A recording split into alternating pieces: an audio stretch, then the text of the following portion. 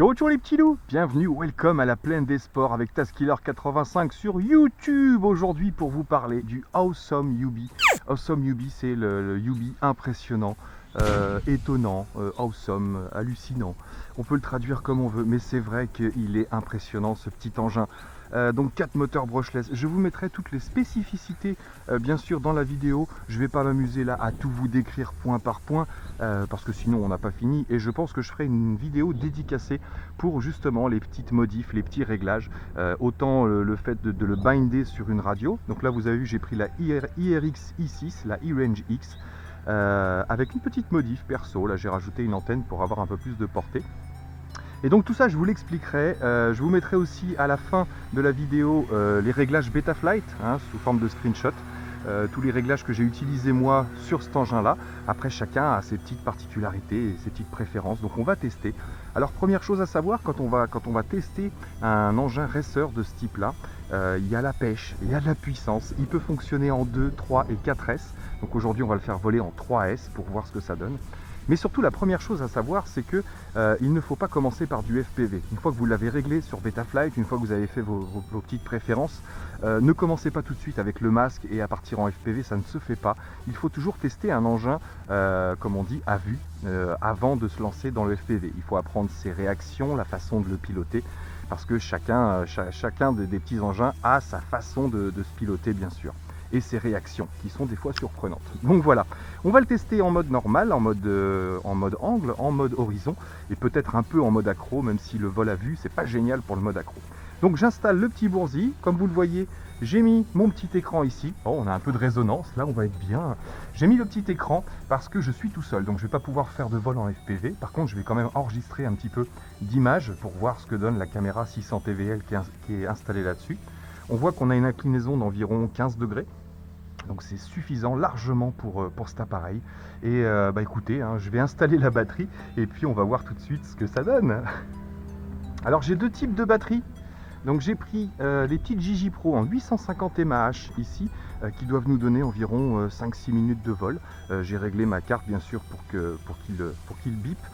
J'ai également installé un buzzer sur cet appareil parce que on a un emplacement sur la carte pour installer un buzzer. On voit que j'ai fait un petit découpage ici dans le carénage pour pouvoir avoir accès au branchement pour le mettre sur Betaflight.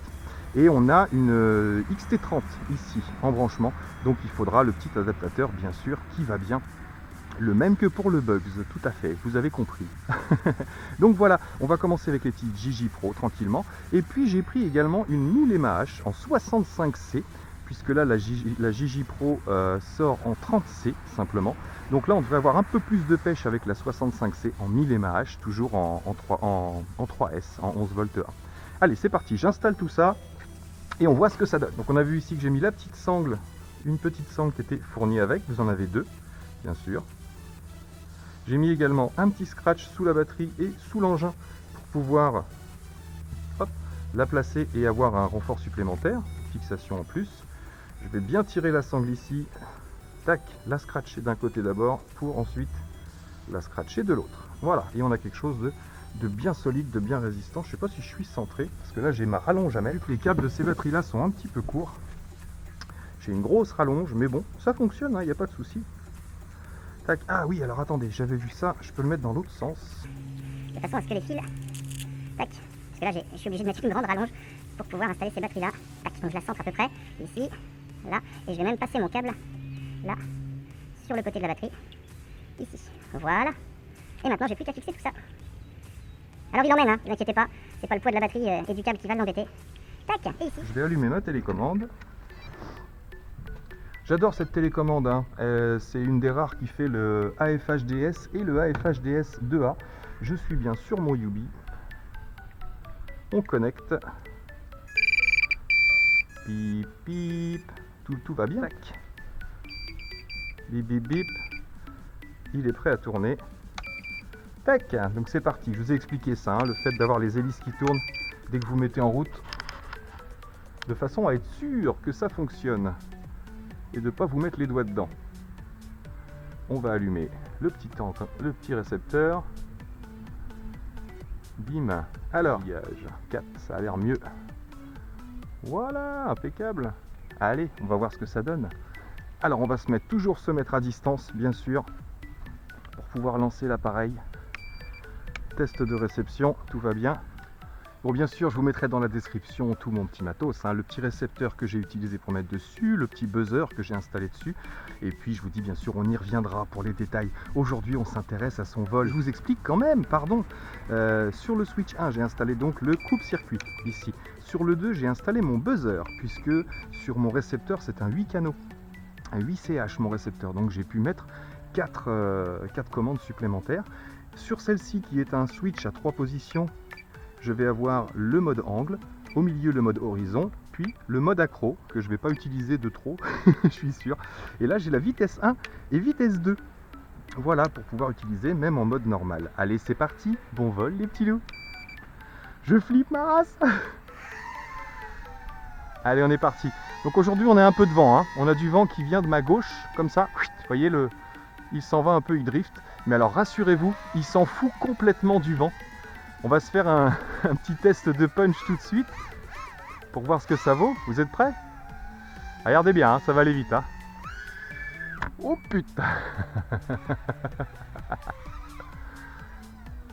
Ça c'est du péchu. On se le refait. Donc là je suis en 3S, hein, et vous savez qu'il peut accepter jusqu'à 4S. On se refait un petit test. Yapé. Allez, on va se faire une petite balade en vitesse 1. Donc en vitesse 1, je l'ai réglé vraiment très doux.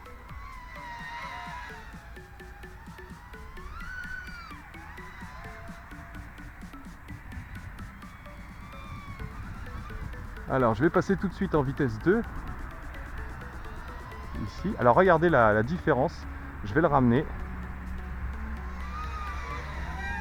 Voilà. Hop, en vitesse 1, on a beaucoup moins de freinage, bien sûr. Hein.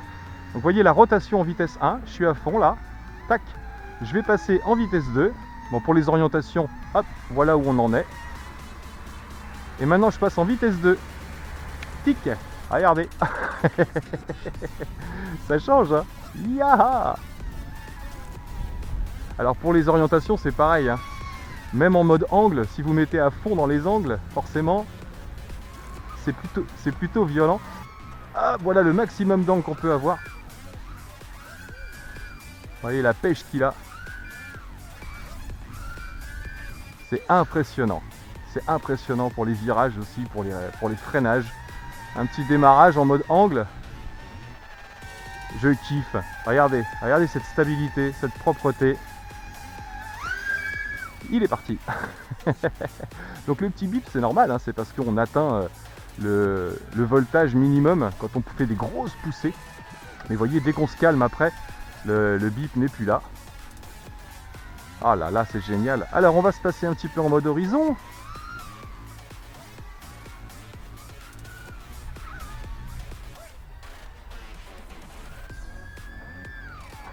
Je ne sais pas quelle vitesse on atteint, mais c'est impressionnant. Et je vous dis, on est en 3S. Alors on va se faire un petit peu de mode horizon. Alors je passe en mode horizon. Tac, ici. Ce qui fait que maintenant, j'ai plus rien qui bloque, regardez. Hop là. Sur le côté. Alors même si je réduis pas les gaz, il fait son tour quand même. Hein. Regardez, je bouge pas les gaz. Tac. Et il se stabilise automatiquement. Hop, en arrière, en avant. Alors attention, là, il faut y aller plus doucement sur les manettes, hein, parce que si vous poussez à fond en vitesse 2, automatiquement il se retourne. Hein. Donc forcément, si on pousse et qu'on coupe les gaz, là on peut y aller beaucoup plus violemment. Regardez. Whoopé. Whoopé.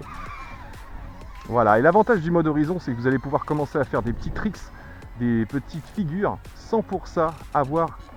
Hop là, vous n'avez pas de problème de gyroscope.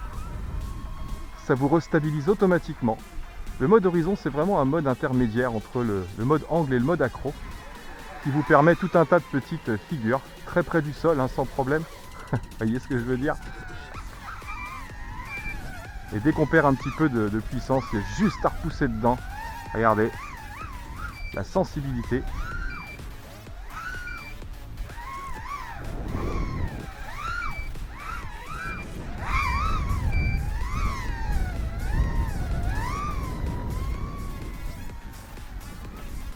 Je sais pas ce que donneront les images, ça va être assez impressionnant je pense. Là j'y vais doucement. J'ai pas non plus trop de place ici.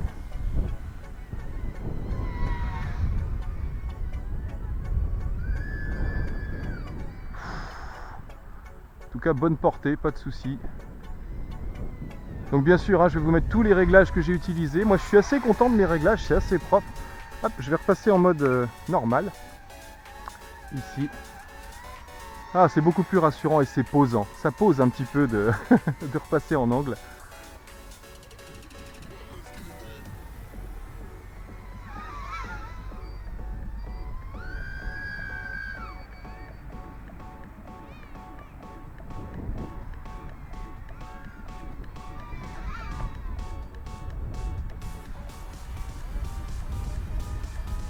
Un petit passage devant nous.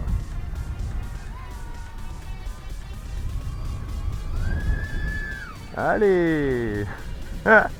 Bon, forcément, hein, pour des gens qui ont l'habitude du FPV et des racers, c'est peut-être pas le plus puissant de tous. Ah, j'ai mon bip, je vais ramener parce que j'ai pas envie d'user mes batteries, elles sont en rodage. Hop, donc je repasse en mode angle, je repasse en vitesse 1 ici, pour pouvoir le poser. Je vais le ramener près du sol. Voilà comment on pose un racer. On ramène près du sol et on met le doigt sur le coupe-circuit. Dès qu'on touche le sol, tac, on coupe le moteur, tout bêtement. Donc voilà pour ce premier test. Oh là là là là, je suis tout tremblant, je vous mens pas, hein, regardez. C'est flippant pour moi. Je suis encore novice et là je découvre vraiment un nouveau monde. C'est impressionnant de folie quoi. Tac, je vais tout de suite tester ma 65C. On va voir ce que ça donne. Je crois que celle-là elle est assez longue, il me semble. J'ai juste besoin de mon adaptateur. Tac.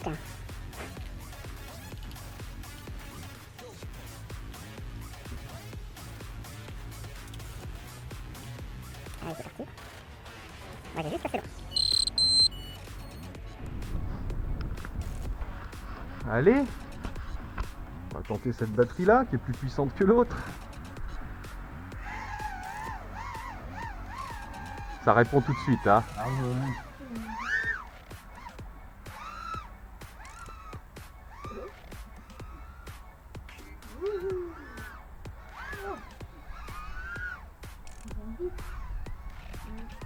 Il y a des courses dedans. Ah oui, c'est ça, c'est les courses de racer.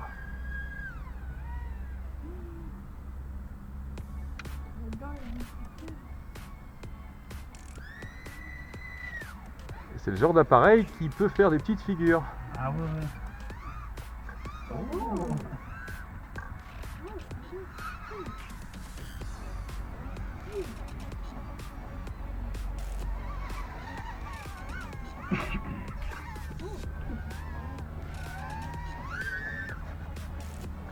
Oh ouais.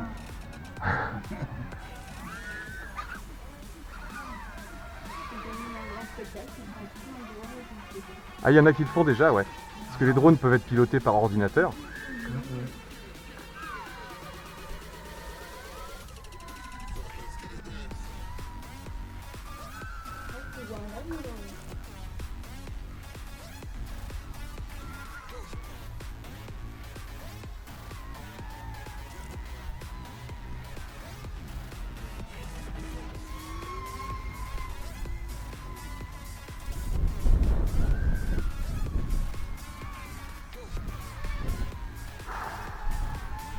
Ouais, j'y vais doucement, j'ai pas l'habitude encore.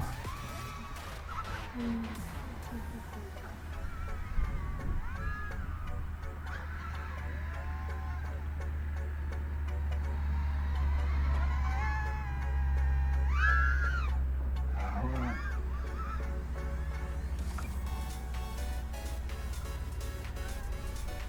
Bah, ça peut être très doux, hein, mais ça peut être aussi super nerveux, quoi.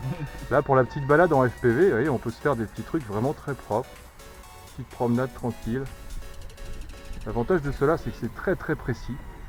Ah ouais.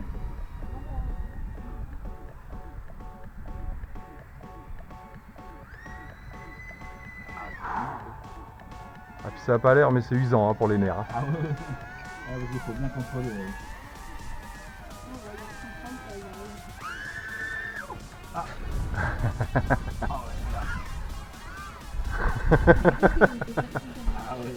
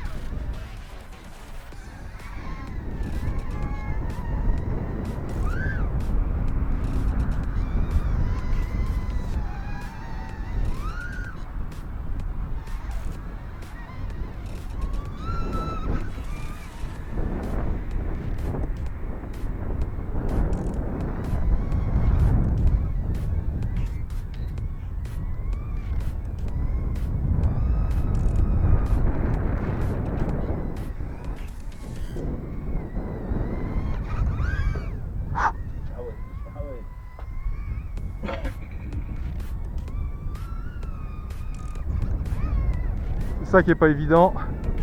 Réussir à faire des figures au ras du sol. Ah, faut pas se rater, là.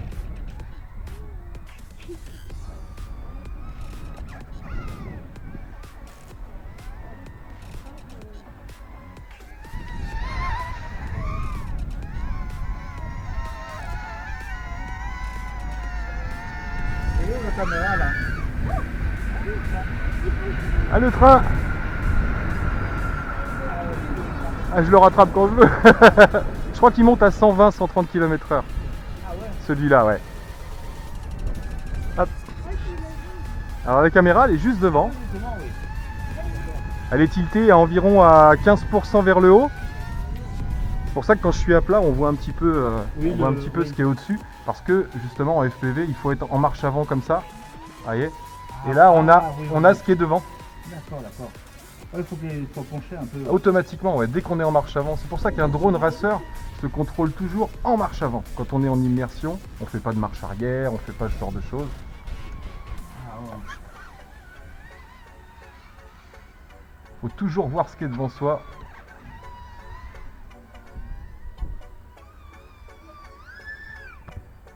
Hop là, c'est marrant ça.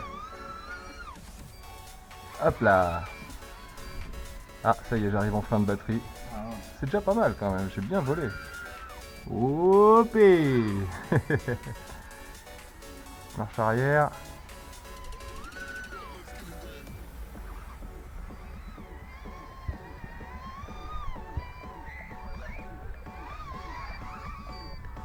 Allez, on va le poser. Petite figure pour finir.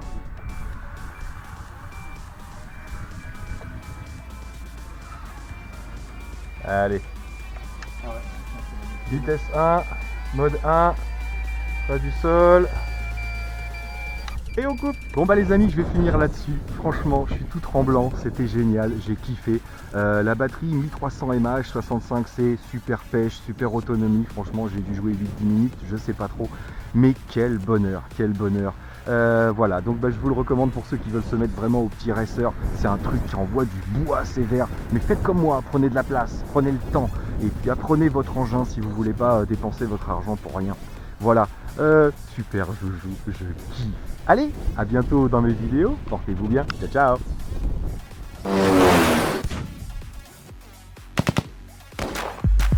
Hop là, je suis tombé dans l'eau, merde. Oh putain, l'erreur fatale. Bon bah catastrophe les amis. Ah la catastrophe. Et il vient de tomber dans l'eau, vous avez vu ça? J'hallucine. Et il marche encore, regarde.